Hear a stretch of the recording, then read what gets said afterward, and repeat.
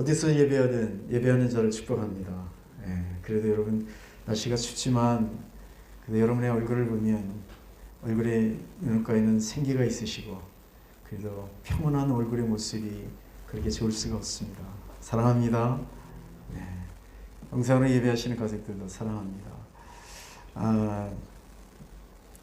오늘은 하나님의 생각으로 나를 기쁘게 하라. 하나님의 생각으로 나를 기쁘게 하라. 이런 말씀의 주제로 은혜를 나누고자 합니다. 누구나 이 땅을 살면서 사람들은 한결같은 공통된 그런 마음은 기쁘게 살기를 원합니다. 행복했으면 좋겠다.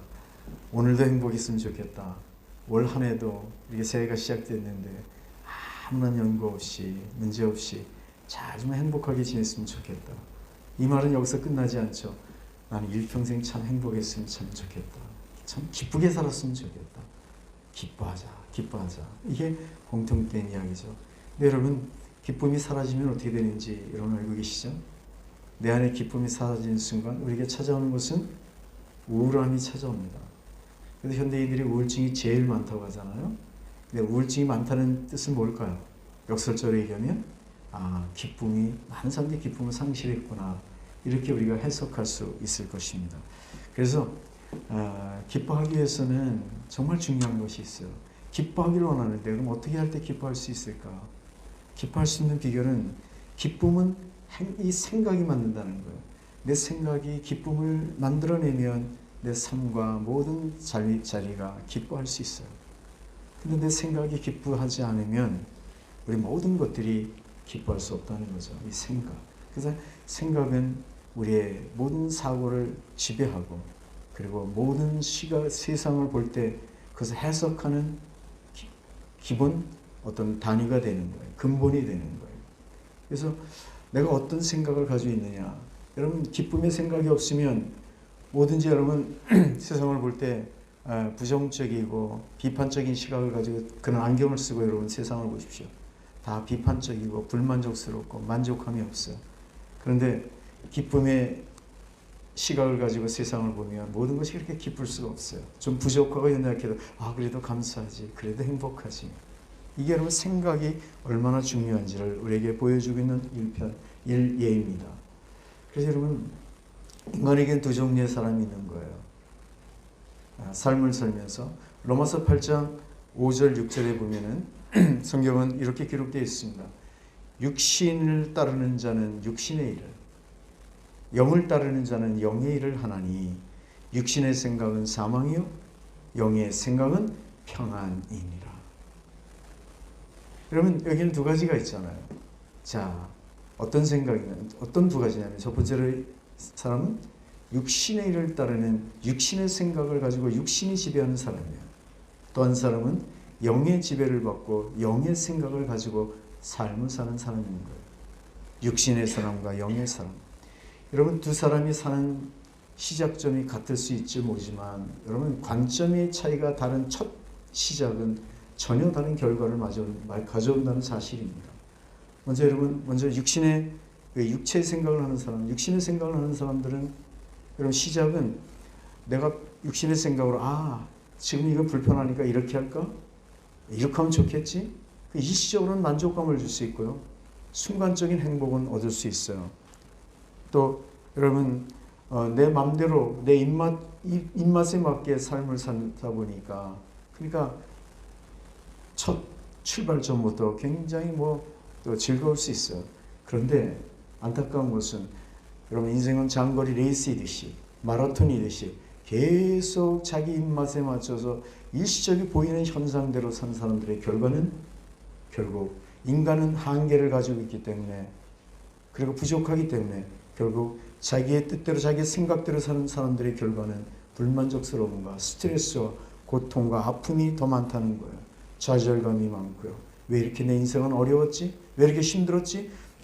좌절하고, 또 그것들이 우울증이 내게 찾아와서 굉장히 삶을 버겁게 만드는, 그래서 내 모든 보여지는 것들은, 모든 세상은 밝아 보이는데 내 인생은 그렇게 어두운 거예요.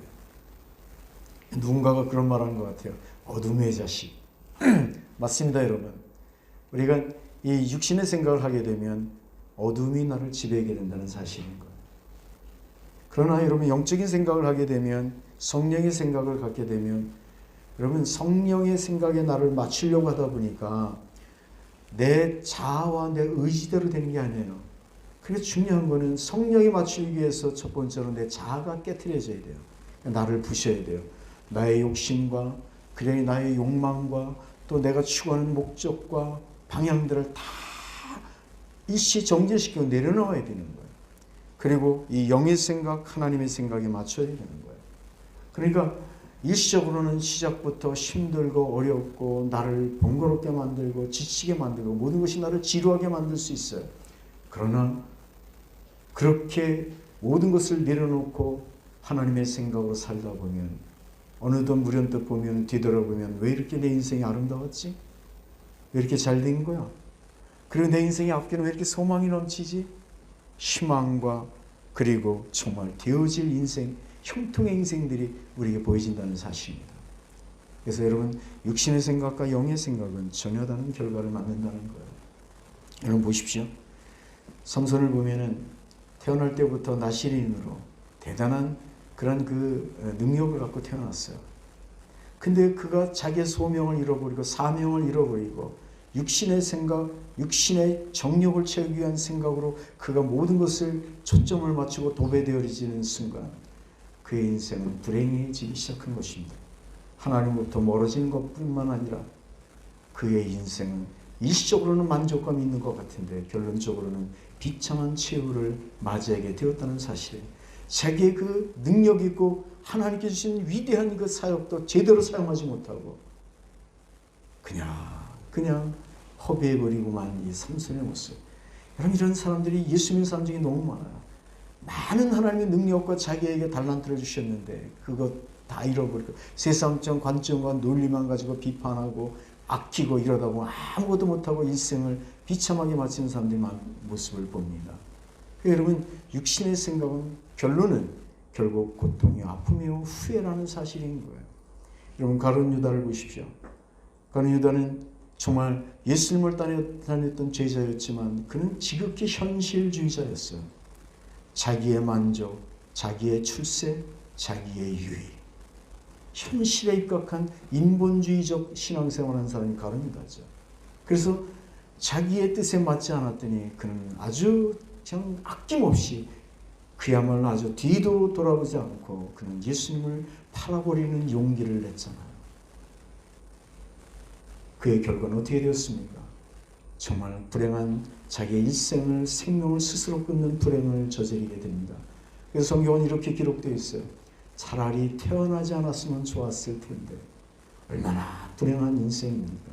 결국 여러분 육신의 생각과 영의 생각은 전혀 다른 결과를 마저 맞게 된다는 사실입니다. 그래서 여러분 성도라면 그리스도인이라면 우리는 언제나 영의 생각으로 우리의 초점을 맞춰야 된다는 사실입니다. 그런데 우리가 영의 생각을 갖고 생활한다고 하고 그렇게 노력한다고 하지만 하나님의 계획과 하나님의 생각이 우리에게 잘 비춰지는 것을 우리가 느끼지 못한다는 거예요. 깨닫지 못하는 거예요. 이것이 정말 하나님의 생각인가? 이것이 정말 옳은 길인가? 결단을 이룰 때 어떻게 하는 것이 이것이 정말 참다운 정말 올바른 선택이고 영의 결단일까? 정말 힘들다는 거예요. 대표적인 예로 볼 때 요셉과 같은 모습입니다. 여러분 요셉은 팔레스타인 지역의 부유한 가정에서 태어났어요. 여러분 야곱, 그의 아버지 야곱은 당대 한 지방의 유지이면서 굉장히 부자인 사람인 거예요. 그는 부자였어요. 만약에 그가 이 애굽 땅으로 노예로 팔려가지 않고 아버지 밑에서 그냥 살았다면 그는 아주 귀족적인 삶을 잘 살았을 것이고 그리고 아버지의 재산을 이어받아서 정말 그는 넉넉한 삶을 살았을 거예요. 그리고 동네에서는 그를 유지라고 했을 거예요. 우리 동네 말로 하면은 한국적 표현으로 하면 동네 유지로서 잘 살았을 거예요. 그런데 공교롭게도 자기가 뜻하지 않았는데도 그는 꿈을 꾸는 사람이었어요. 그 꿈 때문에 그는 형제로부터 미움을 받고 그는 팔려갖고 노예가 되었습니다. 여러분 당시에 노예가 되었다는 사실은 그 노예는 이제 일생 동안 노예라는 사실이에요. 구원의 계획이 없는 거예요. 또 특히 다른 나라로 팔려간 이 요셉의 삶은 그야말로 절망이죠. 가족과 대면할 수 있는 기회는 전혀 없다는 사실입니다. 이것이 당대의 문화인 것이에요. 정말 슬픈 인생이죠. 그리고 보디발의 집에 팔려가서 뭔가 좀 되는가 했더니 그가 또 누명을 쓰게 돼서 감옥에 들어가게 되는 거예요. 어찌 보면 이 요셉이라는 인생은 인간적 관점을 보면 정말 절망이요, 그리고 희망 없는 인생, 모든 것이 끝난 것 같고 누명과 함께 희망이란 절대적으로 바라볼 수 없는 그런 인생으로, 다시 말씀드려서 내리막의 인생이 가장 막다른 골목까지 간 것처럼 보여지는 거예요. 그렇지 않아요? 우리의 입장 바꿔놔도, 우리가 요셉의 입장이라도 그렇게 우리는 생각할 수 있습니다. 아, 내 인생은 가장 막장의 인생이 되었구나. 내리막 중에 더 내려갈 것이 더 있단 말인가. 그렇게 여러분 독백할 수 있는 상황이 요셉의 입장이었습니다. 근데 여러분, 그것은 우리의 생각, 요셉의 생각일 뿐이에요. 하나님의 생각은 전혀 달랐어요. 요셉의 그 내리막까지 내려가야만이, 감옥에 들어가야만이 하나님의 오르막의 인생이 시작될 수 있었다는 사실인 거예요. 그가 그렇게 가장 고통의 자리에 내려가서 절망 중에 있는 것 같지만 그곳에 들어가야만이 총리 대신이 될 수 있는 출발점이 시작되어진다는 사실인 거예요.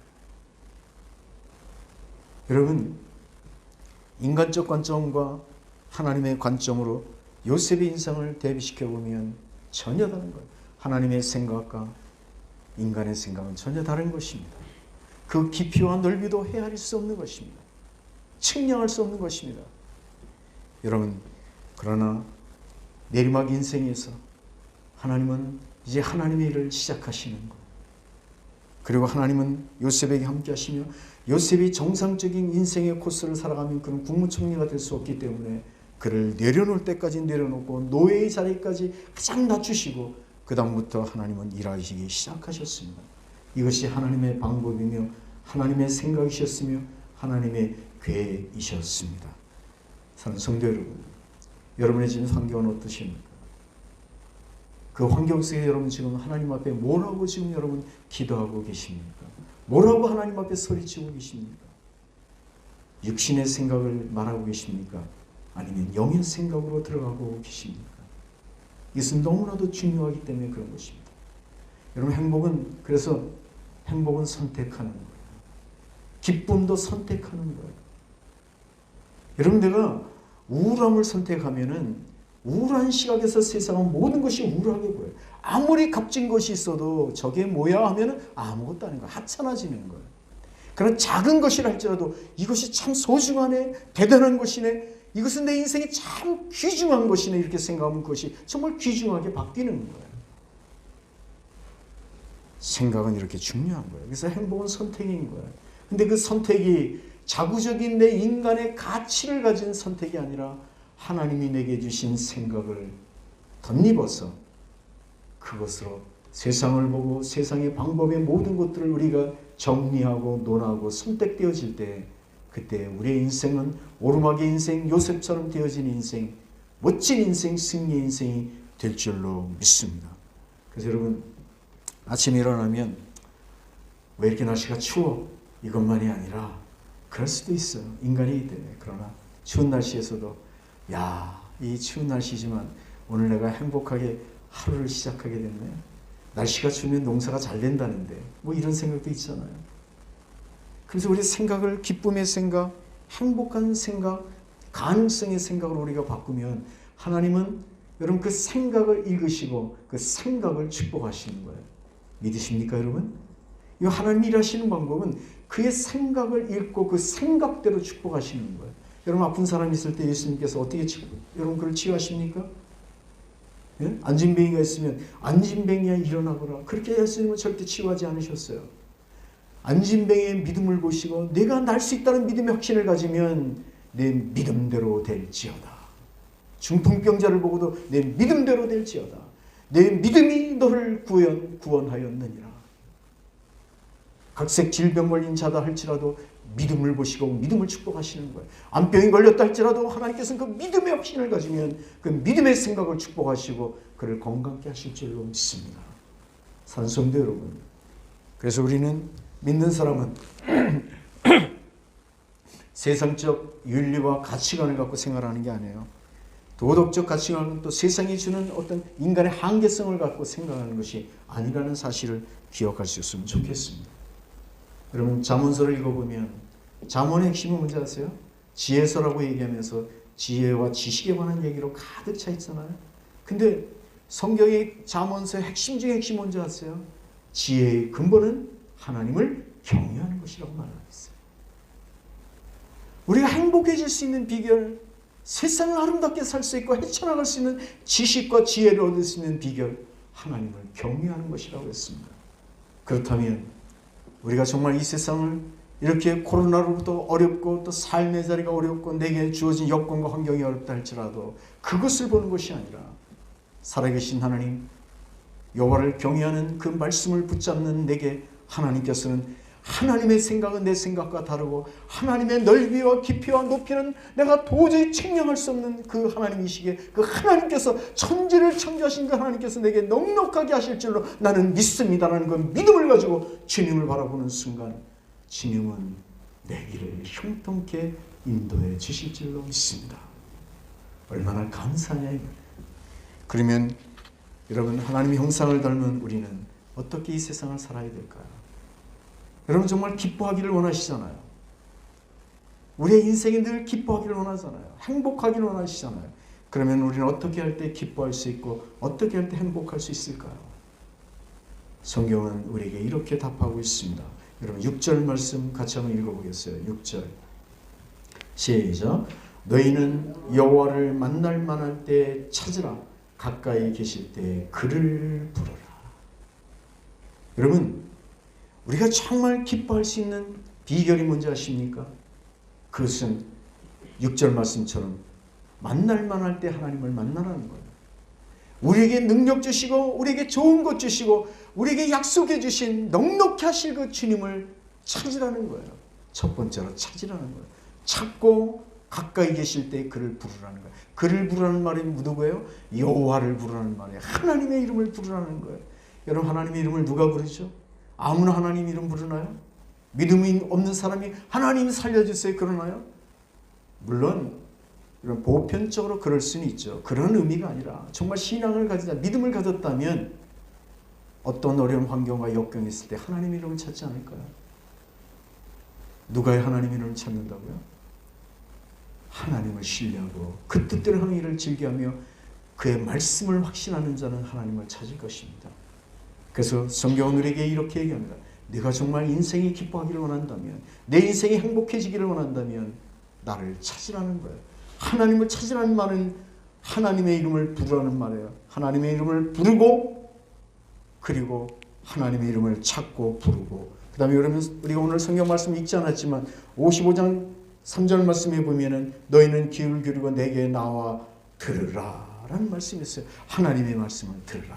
찾고 부르고 하나님께서 말씀하시는 그 말씀을 우리가 듣게 될 때 그 말씀을 듣고 그 하나님의 말씀이 내게 이식되어져 내 이 부족한 영혼이 할지라도 정말 세상적 삶에서 볼 때 내가 연약하고 나약한 모습으로 보인다 할지라도 하나님의 생각이 내게 이입되어지는 순간 하나님 나의 주관자가 되어지고 주인이 되어주시고 나의 인도자가 되어져 이 세상에 가장 멋지고 거룩하고 행복하고 기뻐하는 인생으로, 승리하는 인생으로, 치료되어지는 인생으로, 형통한 인생으로 바꾸어 주실 줄로 믿습니다. 하나님의 생각 이식되어져야 된다는 사실입니다. 여러분, 하나님 앞에 하나님의 말씀을 우리가 믿으면, 여러분 너무나도 잘 아는 말씀 시편 121편에 보면은 내가 산을 향하여 눈을 들리라 나의 도움이 어디 있을까. 이렇게 어려운 시기에 하나님의 생각으로 이식되어져 이 말씀을 보면 우리는 이렇게 노래할 수 있는 거예요. 산을 향하여 눈을 들리라 나의 도움이 어디 있을까. 힘들거려운데 이 고통 중에 나를 도와주시고 나를 치유해 주신 분은 누구일까? 그 도움은 어디서 올까? 시편 기자는 계속해서 이렇게 얘기합니다. 나의 도움은 천지를 지으신 여호와께서로다. 무소부재 전지전능하신 그분께서 나의 도움이 되신다. 할렐루야. 그러면서 이렇게 얘기합니다. 우리가 사망의 음침한 낮에 해가 너를 실족지 못하며 밤의 달이 너를 실족지 못하게 할 것이라. 밤의 달도 너를 해치 못하게 될 것이라. 할렐루야. 이 5절 말씀이 또 6절 말씀에 해가 너를 상치 아니하며 밤의 달도 너를 해치 아니하리로다. 7절 계속해서 보면 여호와께서 너를 지켜 모든 혼란을 면케 하시며 내 영혼을 지키시리로다. 그러면서 하나님의 생각으로 완전히 이식되어진 자에게 주시는 마지막 축복은 뭔지 하면 여호와께서 너의 출입을 지금부터 영원까지 지키시리로다. 할렐루야. 산성도 여러분, 그렇습니다. 여러분, 우리의 삶의 자리가 넉넉지 않다 할지라도 그러나 하나님의 생각으로 이식되어지면 시편 기자가 노래한 것처럼 밤에 낮의 해와 밤의 달도 우리를 해치 못하며 우리를 상하지 못하게 할 뿐만 아니라 우리의 출입을 지금부터 영원까지 지켜신다는 이 약속은 오늘도 유효하다는 것을 잊지 않았으면 좋겠습니다. 하나님의 생각을 가진 자만이 누릴 수 있는 축복인 것입니다. 산 여러분, 여러분 하나님의 생각을 가지고 계십니까? 오늘 여러분의 생각을 하나님의 생각을 이렇게 싹 바꿔버리는 기적과 결단이 있기를 주님의 이름으로 간절히 축원합니다. 여러분, 우리가 하나님의 생각으로 바꾸게 되면 우리는 이렇게 말할 수 있어요. 세상을 볼 때 내 인생은 힘들어도 될 거야.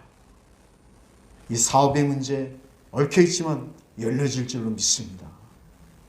하나님의 생각으로 우리는 지배를 받기 때문에 하나님께서 열어주실 줄로 믿습니다.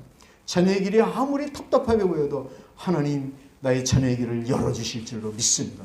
우리 이렇게 선포할 수 있어요. 악한 영이 우리에게 정말 우리를 미혹시키고 자꾸 우리를 힘들게 해도 악한 영은 떠나갈지어다 선포할 수 있는 용기가 생긴다는 사실입니다. 환경이 어려워도 바뀌어질 줄로 믿습니다.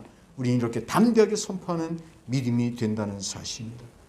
사랑하는 성도 여러분, 낭맹의 자리, 실망의 자리에 있다 할지라도 우리의 삶이 우리를 정말 짓누르고 억압한다 할지라도 하나님의 생각으로 여러분 바꾸십시오. 그러면 귀한 열매는 분명히 맺어지게 될 것입니다. 우리 예수님께서 말씀하시기를 이렇게 말씀하시죠. 너에게 접붙이게 하라는 거예요. 참 감람나무를 너에게 접붙이게 하라는 거예요. 여러분, 나무에다가 우리가 이쇼로 잘 아시잖아요. 과수원에 가보면 다 접붙이게요. 좋은 가지를 상품의 가지를 접붙이기 시키면 거기서 좋은 열매가 맺어요. 그러나 나쁜 가지를 접붙이기 시키면 나쁜 열매를 맺게 되어 있는 거예요. 하나님의 생각에 우리가 부족해도 우리의 생각을 하나님의 생각으로 바꾸어 포도나무이신 우리 예수님께 접붙이기를 하게 되면 공급을 얻어 풍성한 열매를 맺게 된다는 사실을 잊어서는 안 될 것입니다. 사랑하는 성도 여러분, 첫 번째로 우리에게 하나님을 찾으십시오. 그리고 주님의 이름을 부르십시오. 그 말씀을 들으십시오. 그 말씀이 주는 은혜로 나를 바꾸십시오. 그리고 그 말씀이 주는 은혜로 생각을 바꾸어 그 생각이 나의 삶의 자리에 정말 이렇게 될 줄로 믿습니다라고 선포하십시오.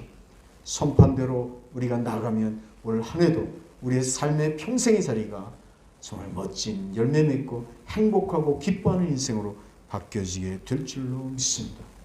두 번째로 여러분, 하나님의 생각으로 접붙여진 우리는 어떻게 살아야 될까요?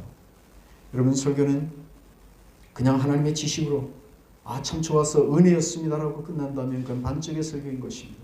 또 설교를 듣는 자도 그렇게만 설교를 들었다면 반쪽의 설교를 들은 자입니다.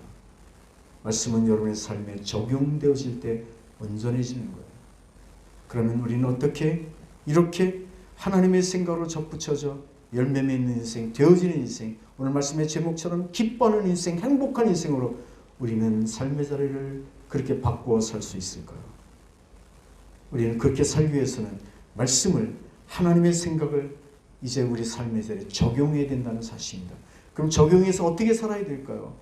궁금하고 잘 모르겠잖아요. 이럴 때는 성경에 위대한 삶을 살았던 선진들의 모습을 우리는 그들을 다시 한번 우리의 삶의 자리를 끌고 와 그들의 삶을 반추해보면 우리도 넉넉하게 이겨낼 줄로 믿습니다. 첫 번째로 여러분, 우리는 다윗을 우리 먼저 생각해 보면 좋겠습니다. 먼저 우리가 8절과 9절 말씀을 같이 한번 먼저 읽어보겠습니다. 8절 9절 시작. 이는 내 생각이 너희의 생각과 다르며 내 길은 너희의 길과 다름이니라. 여호와의 말씀이라. 이는 하늘의 땅보다 높음 같이 내 길은 너희의 길보다 높으며 내 생각은 너희의 생각보다 높음이라. 하나님의 생각은 내 생각과 전혀 다르고, 그리고 하늘이 땅보다 높은 것 같이 하나님의 생각은 우리의 생각보다 훨씬 높은데, 이것을 어떻게 이 하나님의 생각을 우리의 삶에 잘 적용할 수 있을까요? 다윗은 어떻게 적용한지 아십니까? 이 말씀을 다윗과 골리앗의 얘기를 통하여 다윗이 적용한 아름다운 말씀을 우리가 통하여 교훈을 얻고자 합니다. 난 여러분이 먼저 이 말씀을 다윗과 골리앗의 얘기를 하기 전에 여러분 먼저 질문을 던집니다. 다윗이 여러분 큰 믿음을 가진 자입니까? 골리앗이 큰 믿음을 가진 자입니까? 누가 더 큰 믿음을 가진 자입니까? 일반적으로 볼 때. 여러분, 우리가 흔히 생각할 때, 야, 다윗, 골리앗은 힘으로 왔지만 다윗은 하나님의 그 힘을 갖고 이렇게 의지하며 나왔으니까 다윗의 믿음이 크다, 이렇게 생각할지 모르지만, 여러분, 우리가 좀 역설적으로 얘기하면 다윗은 하나님을 의지한 믿음이었지만 골리앗은 여러분 하나님을 대적하고, 하나님을 이름으로 나오는 다윗을 대적한다는 사실은 하나님을 대적한다는 거 아니에요? 그 하나님을 이길 수 있다라는 그 자신감, 얼마나 큰 믿음일까요? 물론 역설의 이야기지만 그렇습니다. 그래서 여러분 오늘 주보에 보시면, 주보 안에 보면 믿음이라는 글을 제가 여러분에게 실어드렸습니다. 한 글을 보면서 정광훈 씨의 멘트 대백과라는 글을 하나 인용하면서 제가 거기에 훈을 노트를 이렇게 달았습니다. 여러분 주보를 한번 보십시오. 보면 여러분 다윗은 어떻게 보면 일평생 그냥 목동으로서 살아갈 수밖에 없는 그 이름이 이렇게 드러나지 않을 수 있는 그런 삶의 자리였어요. 그런데 그 무명의 이 다윗이 드러날 수 있었던, 세계만 천하에 온 세상에 다윗의 이름이 드러날 수 있었던 기회가 바로 골리앗과의 전투 때문에 드러나는 거예요. 골리앗을 이긴 후부터. 그러니까 여러분 문제가 우리에게 만났다는 것은, 이것은 우리에게 고통이요, 좌절이요, 절망으로 생각해서 내 인생 이제 끝난 거 아니야, 너무 힘들어, 이렇게 생각할 것이 아니라 하나님이 나를 높이는, 다윗을 높이듯이 나를 높이고 나를 더 큰 하나님의 사람으로 만드는 기회라고 생각한다면 여러분 기뻐할 수 있지 않을까요? 바로 그것입니다. 그래서 여러분 다윗은 골리앗 앞에 담대하게 나갑니다. 그런데 여러분 당시에 골리앗을 대적할 수 있는, 싸울 수 있는 유일한 사람이 있다면 그 사람은 사울인 거예요. 왜냐하면 사무엘상에 보면 이 사울은 키가 컸는데 보편적 사람들보다 머리가 하나가 더 컸다 그랬어요. 그러니까 신학자들은 이 사울의 키를 약 한 180에서 190 정도 되지 않을까, 그렇게 큰 키라고 이렇게 대략 정의를 합니다. 보편적 키보다 머리 하나 크니까. 근데 여러분 골리앗은 그때 한 2m 70, 80 됐잖아요. 그러니까 골리앗을 대적할 수 있는 유일한 사람은 사울왕인 거예요. 그리고 사울왕은 아주 적장에서 이 전쟁터에서 적군을 물리쳤던 대단한 장군이었잖아요.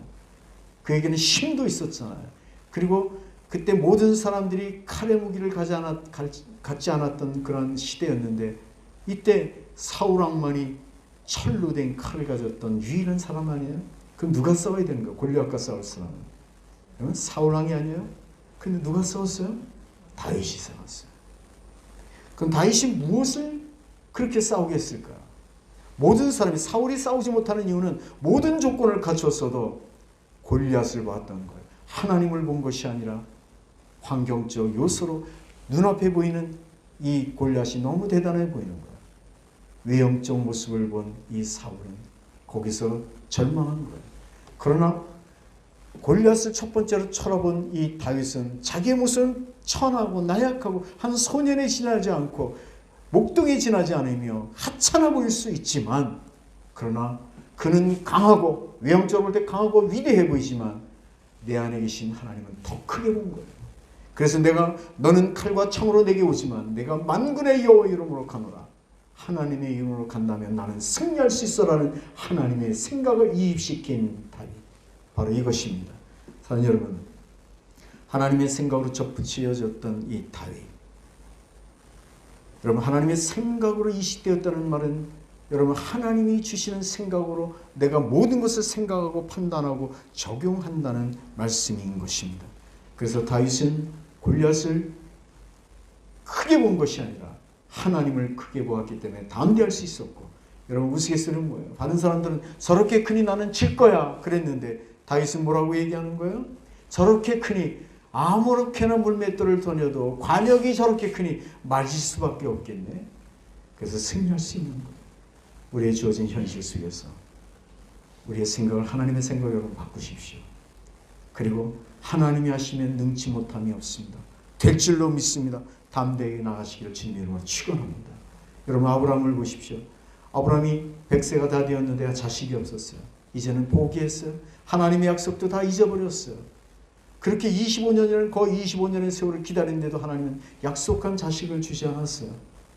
끝났습니다. 자기 아내 사라는 경수가 끊어졌어요. 도저히 이제는 임신할 수 없는 상황이에요. 이 아브라함도 늙었습니다. 어떤 날 하나님이 찾아서 얘기합니다. 아브라함아. 그의 이름 그때는 아브람이었습니다. 그러면서 창세기 17장 5절 6절에 보면 이렇게 기록되어 있어요. 이제 후로는 내 이름을 아브람이라 하지 아니하고 아브라함이라 하리니 이는 내가 너를 여러 민족의 아버지가 되게 함이라. 내가 너로 심히 번성케 하리니 내가 네게 민족들이 나게 하며 왕들이 네게로부터 나오리라. 할렐루야. 여러분 아브라함의 찾아 이렇게 하는 거예요. 내 이름은 이제는 아브람이 아니라 아브라함이라 하라. 여러분 이 아브라함의 뜻이 뭘까요? 열국의 아비라는 뜻이 아니에요. 민족의 아버지 그런 뜻입니다. 열방의 어미 사라. 여러분 희망 없어서 모든 것을 포기한 그들에게 실수까지 했잖아요. 예? 이스마엘을 낳는 실수까지 한 그들에게 이 정도로 포기한 그들에게 하나님이 다시 찾아오셔서 이제는 네가 열국의 아비가 될 거야. 이름을 그렇게 바꿔서 불러라. 여러분 얼마나 이게 정말 믿겨지는 말이냐는 말입니까? 그래서 사라가 어떻게 했어요? 저기 떨어진 데서 그 얘기를 듣고는 비시시 비웃었습니다. 그래서 그 아들의 이름이 이삭이 되었듯이. 그러나 여러분 그들은 믿어지지 않았지만 그러나 그 말씀을 붙들었습니다. 결국은 그 말씀을 붙들었습니다. 그리고 믿음대로 나갔습니다. 결국 하나님은 약속한 대로 그들에게 축복을 주셨습니다. 근데 여러분 한번 장면을 생각해 보십시오. 아기도 없는데 서로 부를 때 사라가 자기 남편을 부를 때 여보 아브라함 하고 불렀어요. 아브라함의 뜻이 뭐예요? 열국의 아비라는 뜻인데 여보 하면서 열국의 아버지. 야 여러분 입장 바꿔놓고 생각했어요. 예? 여러분 객관적인 입장에서 그냥 드라마 보듯이 보면은 의미가 없지만 여러분 정말 환경이 내가 거기서 적용되어서 여러분의 환경 삶이라고 생각해서 한번 불러보십시오. 열국의 아버지 하고 부르면 얼마나 웃겨요. 내 모습은 남편은 다 쪼그라들고 나는 여성의 그 몸으로서 난 해산할 수 있는 조건은 다 끝났는데 임신할 수 있는 조건은 아무것도 없는데 어떻게 내가 아들을 자식을 낳을 수 있단 말입니까? 사라 남편도 부를 때 여보 사라 민족의 열 어미 이게 얼마나 여러분 웃기는 얘기예요. 그러나 세상적으로 볼 때는 웃을 수 있지만 어떻게 보면 정신병자 취급받을 수 있고 여러분 동네 사람들 올 때 그들을 얼마나 하찮게 보았을까요? 그러나 하나님의 명령을 그들이 마음에 수용하고 그대로 순종하게 될 때 하나님의 약속은 성취되어짐을 믿으셔야 되는 거예요. 오늘 여러분 믿음의 선한 사람 역사를 이룰 수 있는 위대한 사람은 누군지 아십니까? 바로 이런 사람인 거예요. 말씀을 붙잡고 하나님의 생각으로 나를 완전히 바꾸어서 하나님 약속하신 말씀대로 내 인생은 될 것입니다 라고 믿고 그대로 적용되어질 때 그 약속은 기적을 창조하게 된다는 사실입니다. 여러분 오늘날 우리가 이 현실을 살아가는 저와 여러분들에게 요즘과 같은 삶의 자리에서 가장 대표적인 한 예가 있다면 여러분 빌립과 안드레의 생각인 거예요. 여러분 한 번 더 여러분에게 이하로 말씀드리면 자 보십시오. 신약성경에 보면 오병이어의 사건을 우리 너무나 잘 알고 있습니다. 오병이어는 그냥 12광절이가 남는 기적이 일어났습니다. 수많은 사람들이 먹었고 남았습니다. 그때 여러분 5,000명이지만 여러분 모인 사람을 생각할 때 25,000에서 한 3만 명이 된다고 하는데 그들이 먹고 12광절이가 남았습니다. 기적이 일어났습니다. 여러분 그렇게 여러분 성경을 해석할 수도 있지만 오늘 이 말씀 하나님의 생각의 입장에서 우리가 이 관점에서 이 성경을 다시 본다면 우리 이 성경을 재해석할 필요가 있는 거예요. 먼저 예수님이 빌립에게 얘기합니다. 빌립아 저 많은 무리들에게 먹을 것을 주어라. 여러분, 이 생각을, 이 이야기를 딱 듣는 순간 빌립은 생각한 거예요. 요즘에 주판이 아니죠. 주판 그럼 모르죠? 요즘에 이제 계산기를 튀기는 거예요. 탁탁탁 튀기면서. 야, 여기 한 2만 5천 명이 모였는데 이걸 다 먹이려면 한 10,000원만 잡아도, 한 8,000원만 잡아도 수백만 원이 될 텐데 이 돈이 어디 있어? 돈의 문제가 아니라 이 음식을 만들 수 있는 음식점은 어디 있단 말인가? 이 음식을 만들 수 있는 사람은 어디 있고 재료는 어디 있단 말인가? 이거는 안 되는 거야. 누구의 관점인 거예요? 하나님의 이야기를 듣고도, 예수님의 이야기를 듣고도 빌립은 빌립의 관점인 거예요. 자기를 깨지 않았어요. 하나님의 생각을 주입이 안 된 거예요. 그 자기 관점에서 계산하기 시작하는 거예요. 그러니까 자기의 관점을 가졌던 빌립의 관점에는 기적이 일어날 수 없는 거예요. 그러나 안드레는 어떻게 했습니까? 예수님이 먹이래. 어떻게 먹이지? 모든 조건은 안 되는 것인데, 날 수 없는 조건이고 되어줄 수 없는 조건인데, 먹을 수 없는 조건인데 안 되는 거야. 그런데 막연하게 예수님이라면 뭔가 하실 수 있지 않은가? 예수님은 말씀하실 때는 되는 방법이 있지 않는가? 이게 바로 안드레는 자기의 관점이 아닌 예수님의 관점으로 계속 세상을 보는 거예요. 작은 도시락을 봤습니다.